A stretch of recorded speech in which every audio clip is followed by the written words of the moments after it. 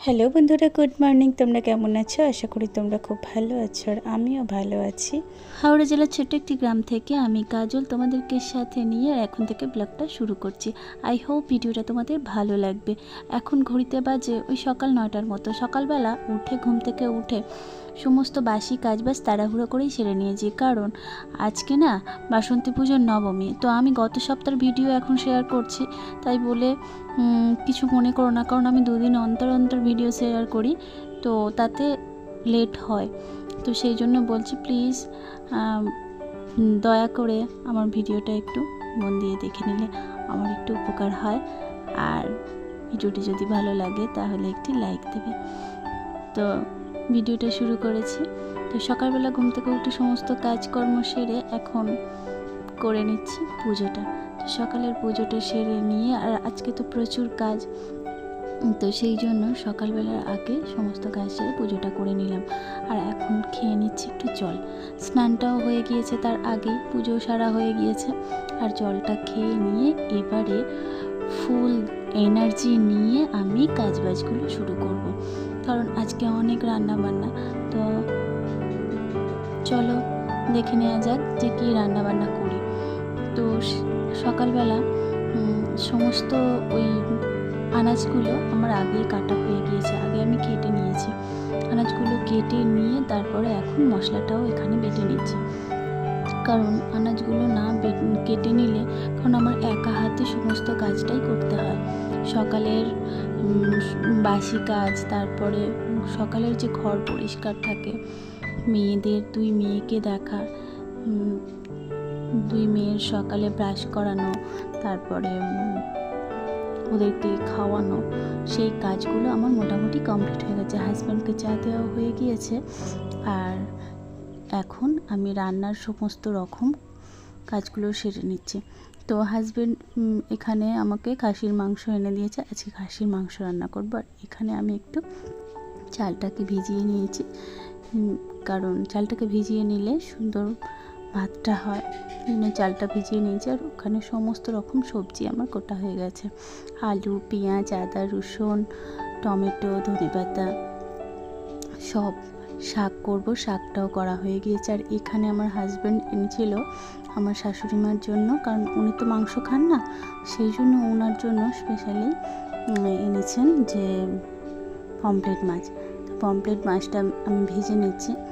আর আমিও মাংস কম খাই, 1 পিস খাবো, কারণ খেতে আমার ভালো লাগে, কিন্তু খেতে ভালো লাগলে কি হবে, খেলে তো হবে না। আমার কনস্টিপেশনের সমস্যা আছে, সেই জন্য আমি পরিমাণে কমই খাই।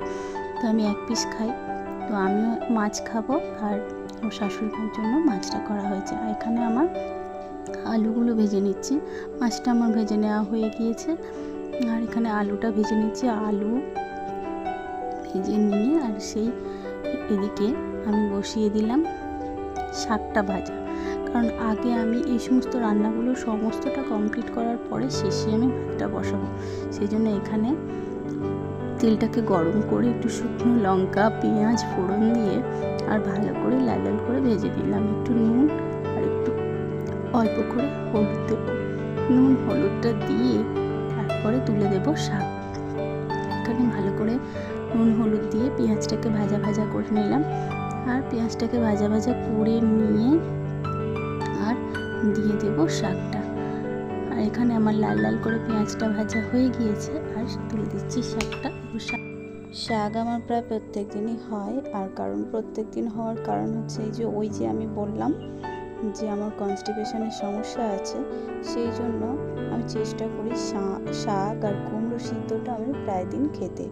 তো সেই মতো আজকে শাকটাও বানিয়ে নিচ্ছি। তুলে দিয়ে আমি এখানে ঢাকা চাপা দিয়ে দিলাম, আর ঢাকা চাপা দিয়ে দিলে তাড়াতাড়ি সিদ্ধ হয়ে যাবে। আর এদিকে আমি আলুগুলোকে তুলে নিয়ে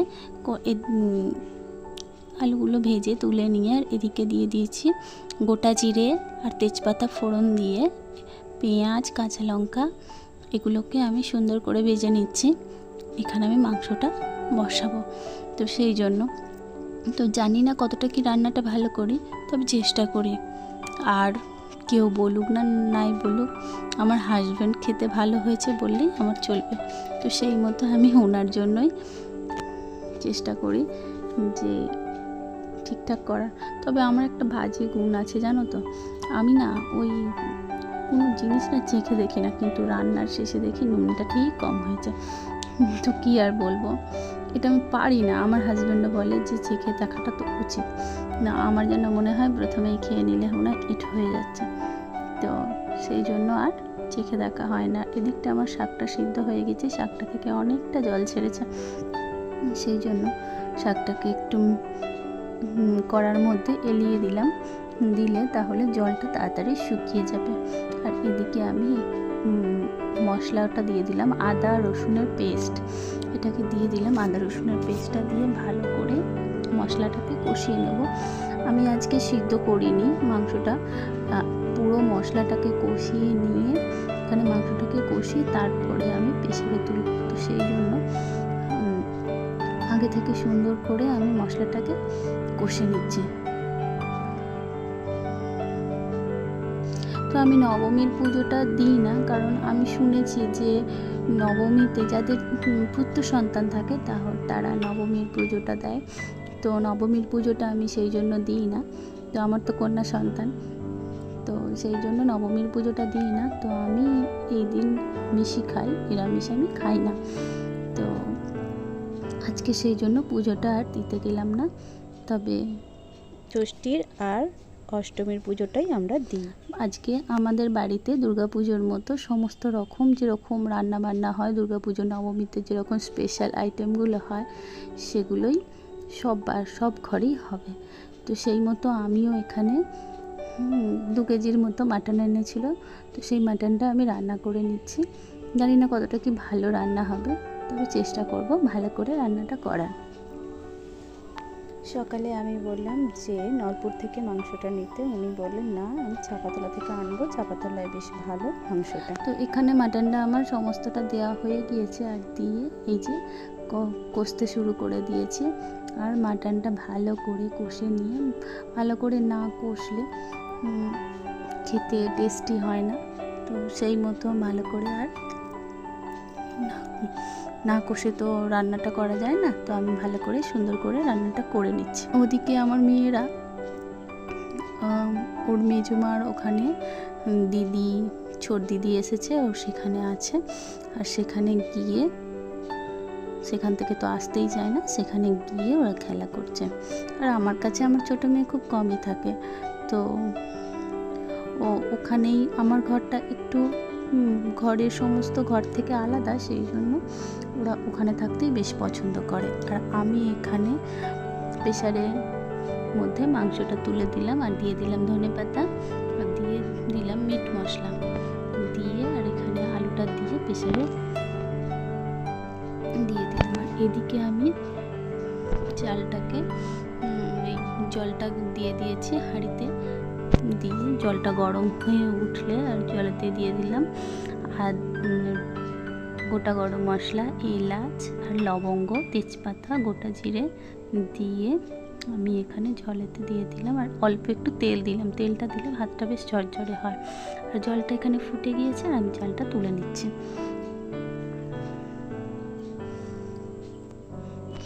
তো আজকে বিকেলে বেড়াতে যাব, তো সেই জন্য আর মানে ওই বেলার রান্নাটাও আমি এবেলা করে নিয়েছি, কারণ সন্ধেবেলা রান্না করতে আর ভালো লাগবে না, কারণ ওই মেলায় একটু মেয়েরা ঘুরবে আর ওখানেই হয়তো খাওয়া দাওয়া কিছু করবে।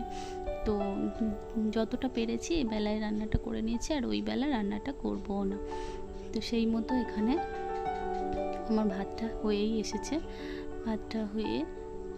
ভাতটা খুব সুন্দর হয়েছে। আর চালটা ভিজিয়ে রাখলে দেখি যে ভাতটা বেশ সুন্দর হয়। তো এখানে সমস্ত রান্নাটা মোটামুটি কমপ্লিট হয়ে গিয়েছে। আর ওদিকে প্রেসারে মাংসটা হচ্ছে, তো 2 সিটি হলে তারপরে নামিয়ে নেব। তো এদিকে আমি বাসনটা মেজে নিচ্ছি। বাসনটা মেজে নিলে রান্নার পরই যদি আমি বাসনগুলো মেজে নিই, তাহলে খাবার পরে আর অনেকটা চাপটা পড়ে না, সেই জন্য চেষ্টা করি যে রান্নার বাসনগুলো মেজে নেওয়া। তো রান্নার বাসনগুলো এখানে সব মেজে নিচ্ছি। রান্নার বাসনগুলো মাজা হয়ে গেলে তারপরে আমি ঘরের সমস্ত কাজগুলো সেরে নেব। তো সে যাই হোক, সকালে কিছু কাঁচাও করেছিলাম, সেই কাঁচাগুলোকে তুলে গোছাতে হবে, সেগুলো গুছিয়েছি। আর এদিকে কিছু জামা কাপড় এখনও রয়েছে, সেগুলোকে তুলে নেবো। এতটাই বাইরে গরম যে একদমই বেরোতে ইচ্ছে করছে না। আর জানো তো আমার না 2 দিন বেশ গরমের জন্য প্রচণ্ড ঘাম হয়েছে, আর আমি ওই সানস্ক্রিনটাও ইউজ করিনি, সেই জন্য আর পুরো একদম সানটান পড়েছে আর প্রচণ্ড পরিমাণ মুখের ত্বকটা জ্বালা করছে। সেই জন্য সবসময় চেষ্টা করছি একটু ওড়না দিয়ে ঢেকে রাখার, কিন্তু দেখো না পুরো একদম চোখ তারপরে আপার লিপের জায়গাটা পুরো একদম কালো হয়ে গিয়েছে। তো ডাক্তারবাবুকে বললাম, ডাক্তারবাবু বললেন যে ডার্মাডিউ বলে একটা ওষুধ আছে, তো সেটাই উনি বললেন, আর সেটা নিয়ে দিতে একটু ভালো আছে। আর এই যে শাড়িটা, এটা হচ্ছে 2রা বৈশাখে আমার হাজব্যান্ড আমাকে দিয়েছে, পুজো আর 2রা বৈশাখ উপলক্ষে। তবে তোমরা হয়তো জিজ্ঞেস করবে 2রা বৈশাখ কী ছিল। আমি অ্যানিভার্সারির কোনোভাবে সেইভাবে সেলিব্রেট করি না, আমার হাজব্যান্ডও সেইভাবে সেলিব্রেট করে না, তবে একটা করে গিফট আমাকে দেয়। আর এই যে এখানে আমার সমস্ত রান্নাবান্না কমপ্লিট হয়ে গিয়েছে। আর এসে দেখি যে মানি প্ল্যান্টের গাছগুলোতে পুরো একদম মাটিটা শুকিয়ে গেছে, আর এত গরম, সেই জন্য ওদেরও তো কষ্ট হয়। তো আমার তো গাছ আমার খুব ভীষণ ভালো লাগে, আর আমি সেই জন্য মানি প্ল্যান্টের গাছটাতে একটু জল দিয়ে দিলাম। ড্রেসিং টেবিলের এইখানটাতে একটু ডাস্টিং করিয়ে নিলাম। আর মেয়েগুলোকে ডাকছি, আর ওরাও ওখানে ছেড়ে আসতেই চাইছে না, কারণ পুজোর সময় বলে অতটা কিছু বলি না, না হলে একটু ভয় করে। আর পুজোর সময় বলে কিছু না বলতে ওরা দেখলাম যে আসতেই চাইছে না। তো ঠিক আছে, একটু পরেই গিয়ে আমি নিয়ে আসবো ওখান থেকে। এখন সন্ধে হয়ে গিয়েছে, মেয়েদের খাওয়া দাওয়া তো দুপুরে করিয়ে নিয়ে একটু ঘুমিয়ে পড়েছিলাম। তো সন্ধ্যাবেলায় আমরা সবাই মিলে বেরিয়ে পড়েছি মেলাতে। তো এখানে ম্যাঙ্গো মিল্ক শেক একটু খাওয়া হলো। তো সবাই মিলে বেশ এই গরমের সময় না ঠান্ডাটাই বেশ ভালো লাগছিল, সেই জন্যই ঠান্ডাটা একটু সবাই মিলেই খেলাম, মেয়েদেরও দিলাম। আর এটা হচ্ছে আমার ছোটো ভাগনা, ওরা না মানে জন্ম থেকে ওরা ব্রেস্ট ফিডিং করেনি, তো সেই জন্য ওরা ওটা টেনে খেতেও পারছিল না। তো সেই সবাই মিলে দেখানো হচ্ছে যে কীভাবে খেতে হয়, তো ওরা টানতে পারছেই না। তো এখানে চলো বন্ধুরা, আজকের ভিডিওটা এই পর্যন্ত। যদি ভিডিওটি ভালো লেগে থাকে তাহলে একটি লাইক দিয়ে একটি কমেন্ট করে যেও। আর চ্যানেলে যদি নতুন বন্ধু হয়ে থাকো তো চ্যানেলটিকে সাবস্ক্রাইব করে পাশে থেকো। আর তোমাদের একটি কমেন্ট আমাকে আরও একটি নতুন ভিডিও বানাতে সাহায্য করবে। আর এই যে রাতে ফেরার সময় এই আর একটা প্যান্ডেল দেখতে গেলাম, তো প্যান্ডেলটা দেখা হলো না। আর এখানের পাশে একটা থিম হয়েছে, সেই থিমটাই দেখে এলাম। এখানটায় শ্মশান করেছে, তো শ্মশানে সমস্ত রকম সেই ভুতুড়ে ব্যাপার স্যাপার সব করেছে। এখানে ওই শিব ঠাকুরকে জল দিচ্ছে, তারপরে মা কালী রয়েছে, কোথায় শ্মশানে মরা পড়ছে, এই সমস্তগুলো দেখে। আর তারপরে শব্দটা তো আমি স্কিপ করে গেছি, শব্দটা হচ্ছে কোথায় ডাকছে, পেঁচা ডাকছে, শিয়াল ডাকছে, শিয়ালে কোথায় মানুষের ঠ্যাং টেনে নিয়ে চলে গেছে, এই সমস্তগুলো করেছে। তো শব্দটা হচ্ছে, আমার মেয়েরা আর গাড়ি থেকে নামেনি, তো আমি নেমে একটু দেখে এলাম, দেখে এসে একটু ভিডিওটা করে নিলাম। আর আজকের ভিডিওটা এই পর্যন্ত। সবাই সুস্থ থেকো, ভালো থেকো, সকলকে ভালো রেখো। দেখা হচ্ছে পরের একটি ব্লগে।